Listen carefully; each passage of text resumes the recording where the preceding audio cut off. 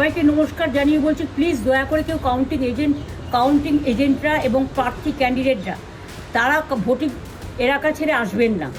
Strong রুমে যেখানে counting হচ্ছে, মানে সেন্টারে, সেখান ছেড়ে কেউ আসবেন না। এটা বিজেপির প্ল্যান। প্রথম 2-3 রাউন্ডে আমি কালকে থেকেই বলছি যে ওদেরগুলো আগে দেখাবে, আমাদেরগুলো পরে দেখাবে। এবং অনেক জায়গায় 2-3 রাউন্ড কাউন্টিং করার পরে প্রায় 100টা জায়গায় কাউন্টিং বন্ধ করে রেখে দিয়েছে। এবং কল্যাণীতে ধরা পড়েছে 7টা মেশিন, যেখানে কোনো মিল নেই। এটা টোটাল ফোর্সফুলি সেন্ট্রাল ফোর্সকে দিয়ে চারিদিকে তৃণমূল কংগ্রেসের উপর অত্যাচার করছে, অফিস ভাঙছে, জোর করে দখল করছে। এসআইআর নামে আপনারা দেখেছেন ভোট লুট করেছে যাতে যে সিটগুলো জিততে পারে। কিন্তু এখনও এমন 70টা সিট আছে, 100টা সিট আছে যেগুলো আমরা এগিয়ে আছি, সেগুলো বলছে না। টোটালটাই মিথ্যে নিউজ খাওয়াচ্ছে। আগে ডিআইসিও এই খবরগুলো দিত, কিন্তু তাকে কালকে চেঞ্জ করে দেওয়া হয়েছে।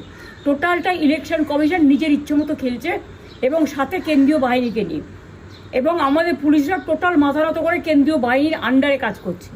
সুতরাং আমি আমাদের কাউন্টিং এজেন্টদের, আমাদের সমস্ত পার্টির কর্মীদের বলবো, অত মন খারাপ করার কারণ নেই।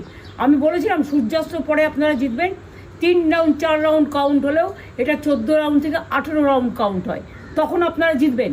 Wait and see, watch.